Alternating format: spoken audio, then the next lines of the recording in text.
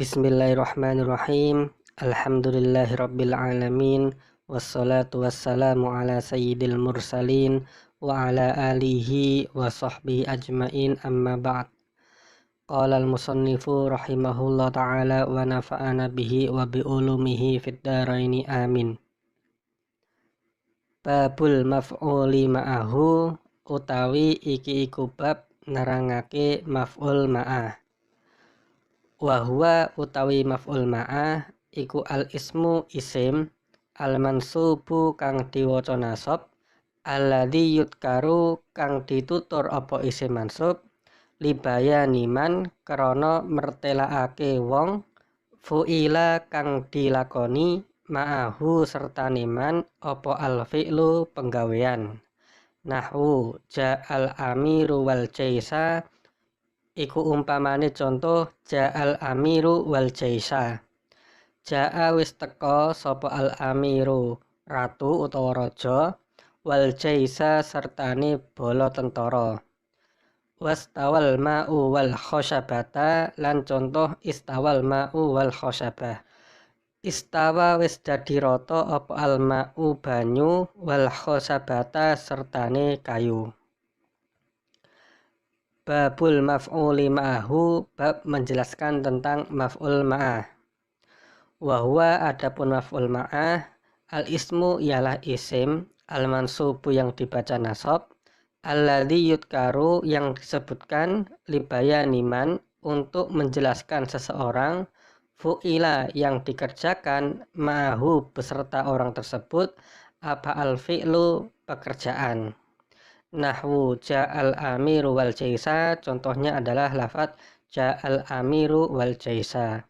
Wastawal ma'u wal khosabata, dan contoh yang kedua istawal ma'u wal khosabata.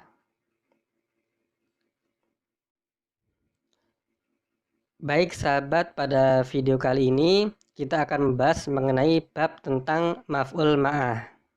Langsung saja. Jadi maf'ul ma'ah ini adalah isim yang dibaca nasab, yang disebutkan untuk menjelaskan sesuatu yang menyertai saat terjadinya suatu fi'il atau pekerjaan. Contohnya, dakhaltus suqa wa tulu asyamsi. Artinya, saya memasuki pasar bersamaan dengan terbitnya matahari. Jadi lafadz tulu'a ini adalah maf'ul ma'ah. Karena kalau kita lihat penjelasan atau pengertian maf'ul ma'ah yang di atas ini adalah isim yang dibaca nasab. Nah, lafadz tulu'a ini adalah isim dan dia dibaca nasab. Kemudian dia disebutkan untuk menjelaskan sesuatu yang menyertai saat terjadinya suatu fi'il atau pekerjaan. Nah, di sini fi'il atau pekerjaannya adalah dakhaltus suqa, saya masuk ke pasar. Kemudian disebutkan apa yang menyertai pekerjaan ini, yaitu watulu asyamsi, saya masuk pasar bersamaan dengan terbitnya matahari. Jadi lafadz tulu asyamsi ini disebutkan untuk menyertai fi'il atau pekerjaan di sini, yaitu lafadz dakhaltus suqa, yang artinya saya masuk pasar. Kemudian berikutnya adalah ketentuan daripada maf'ul ma'ah. Nah, di sini ada 4 ketentuan. Yang pertama, maf'ul ma'ah ini disebutkan setelah jumlah fi'liyah atau jumlah ismiyah yang memiliki makna fi'il. Jadi tadi kan dakhaltus suqa, ini adalah jumlah fi'liyah. Karena ada fi'il, fa'il beserta maf'ulnya. Baru kemudian disebutkanlah maf'ul ma'ah. Jadi maf'ul ma'ah itu harus jatuh setelah jumlah fi'liyah atau jumlah ismiyah yang memiliki makna fi'il. Kemudian ketentuan yang kedua adalah disertai dengan wawu yang disebut sebagai wawu ma'iyah. Nah, di sini kita bisa lihat ada huruf wawu, dan wawu ini adalah wawu ma'iyah yang memiliki makna menyertai atau bersamaan. Kemudian ketentuan yang ketiga adalah menjelaskan sesuatu yang menyertai saat terjadinya suatu fi'il atau pekerjaan. Jadi di sini dakhaltus suqa, saya masuk pasar, wa tulu asyamsi, bersamaan dengan terbitnya matahari. Nah, di sini lafadz tulu asyamsi ini memiliki fungsi untuk menjelaskan bahwasanya tulu asyamsi atau terbitnya matahari itu menyertai pekerjaan di sini, yaitu dakhaltu suq, saya masuk pasar. Dan kemudian ketentuannya keempat adalah dieropi dengan erob nasab. Jadi tulu'a ini dieropi dengan erob nasab. Kemudian contoh-contoh maf'ul ma'ah yang lainnya. Istaiqadha Khalidun wa tulu'al fajri. Artinya telah bangun Khalid bersamaan dengan terbitnya fajar. Kemudian contoh berikutnya, Ja'a Bakrun wa nuzulal matar. Artinya telah datang Bakar bersamaan dengan turunnya hujan. Contoh yang selanjutnya, Ana sa'irun wan nila.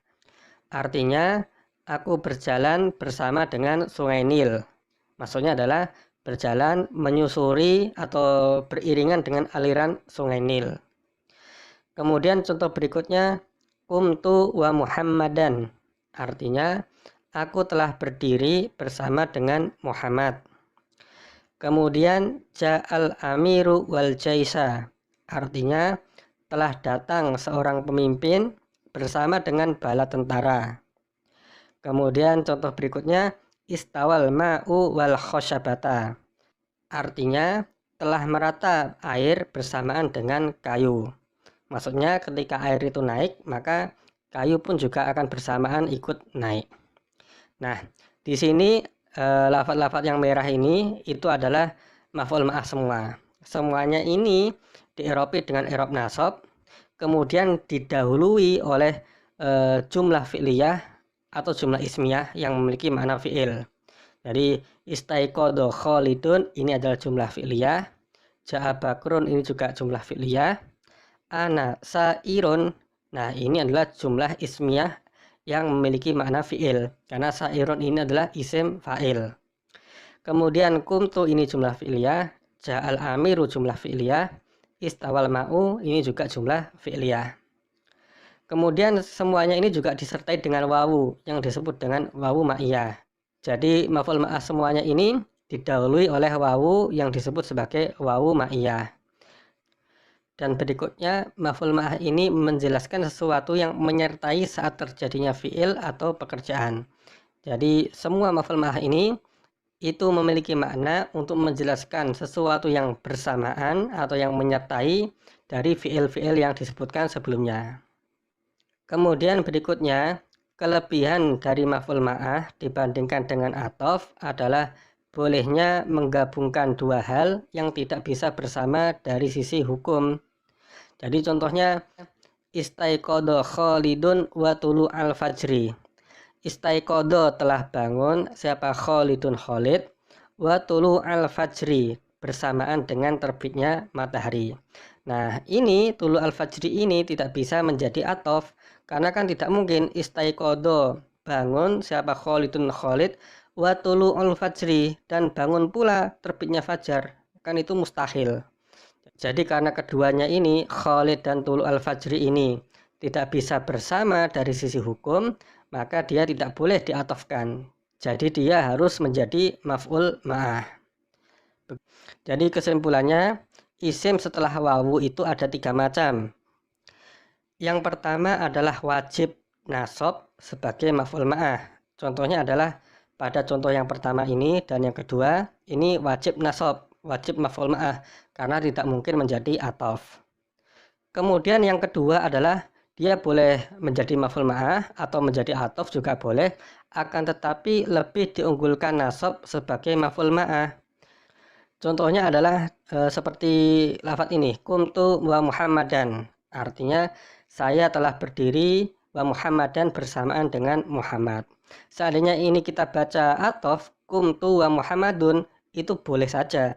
Akan tetapi lebih baik kita baca nasab menjadi maf'ul ma'ah. Karena kalau kita baca athof itu kurang pas. Karena di sini adalah isim dohir, sedangkan di sini fa'ilnya adalah isim domir. Sedangkan athof itu harusnya sama. Jika ini isim dohir, maka sebelumnya juga isim dohir. Misalnya, kuntu ana wa Muhammadun. Nah, karena di sini berbeda, yang ini adalah isim dohir dan sebelumnya adalah isim domir, maka lebih baik dijadikan maf'ul ma'ah. Kuntu wa Muhammadan. Kemudian yang ketiga adalah boleh atof, boleh juga maf'ul ma'ah, akan tetapi lebih diunggulkan sebagai atof daripada maf'ul ma'ah. Contohnya adalah seperti ja'al amiru wal jaisa. Nah, ini kita boleh baca nasab sebagai maf'ul ma'ah, boleh juga kita jadikan atof, ja'al amiru wal jaisu. Nah, di sini lebih utama atau lebih diunggulkan untuk kita jadikan sebagai atof saja, karena keduanya ini bisa bersatu dari sisi hukumnya.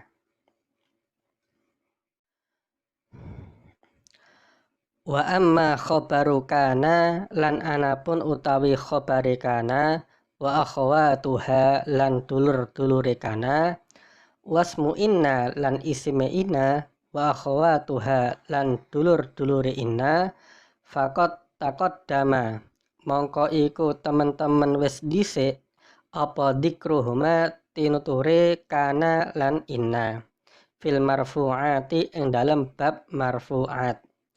Wa kadzalika lan iku kaya mengkono-mengkono kana lan inna at-tawabi'u utawi lafat-lafat kang mahnut fakot takot damat mongko teman-teman wis dhisik apa tawabi hunaka ing dalem mengkono-mengkono panggonan.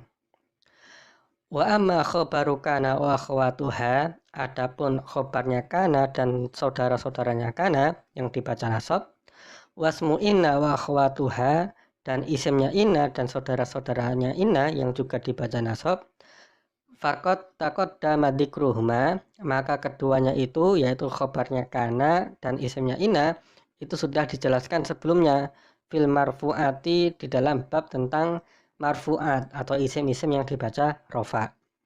Wa kadzalikat tawabi'u, begitu juga tawabi, isim-isim yang mengikuti, yaitu naat, atof, badal, dan taukid. Fakot takot damat, maka sungguh telah dijelaskan hunaka di bab-bab yang sebelumnya.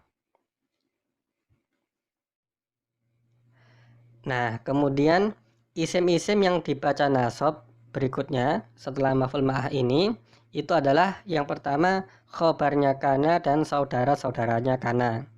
Dan yang kedua isimnya inna dan saudara-saudaranya inna. Kemudian yang ketiga adalah tapi, yaitu isim-isim yang mengikuti hukum lafadz sebelumnya, yaitu naat, atof, taukid, dan badal. Nah, ketiganya itu sudah pernah dijelaskan di bab yang sebelumnya, sehingga musonif tidak perlu menjelaskannya lagi. Jadi yang pertama dan yang kedua, yaitu khobar kana dan isimnya ina, ini sudah dijelaskan di bab-bab tentang marfu'at, isim-isim yang dibaca rofa. Sedangkan yang tabi ini sudah dijelaskan di babnya masing-masing, yaitu bab naat, bab atof, bab taukid, dan juga bab badal. Kemudian sahabat, di bawah ini adalah kesimpulan dari yang kita bahas tadi mengenai maf'ul ma'ah. Jadi isim yang jatuh setelah wawu itu ada kalanya dia wajib dibaca nasab sebagai maf'ul ma'ah. Contohnya adalah ja'a bakrun wa nuzulal mator. Bakar telah datang bersamaan dengan turunnya hujan. Nah, ini wajib nasab sebagai maf'ul ma'ah dan tidak boleh dijadikan atof karena tidak bisa disatukan antara bakar dan turunnya hujan. Kemudian yang kedua adalah boleh maf'ul ma'ah, boleh juga atof, akan tetapi lebih bagus atau lebih diunggulkan jika dijadikan maf'ul ma'ah. Contohnya adalah kumtu wa muhammadan. Boleh juga kita baca kumtu wa muhammadun sebagai atof, akan tetapi tentunya lebih baik maf'ul ma'ah.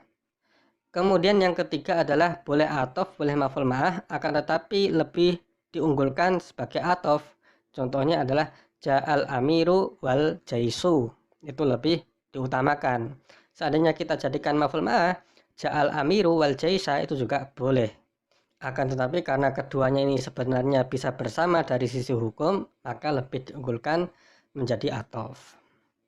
Jadi demikian sahabat penjelasan kita mengenai maf'ul ma'ah. Semoga apa yang kita bahas di video ini bisa bermanfaat. Apabila sahabat ada pertanyaan atau yang lainnya, silahkan tuliskan di kolom komentar. Wallahul muwaffiq ila aqwamit thoriq. Wassalamualaikum warahmatullahi wabarakatuh.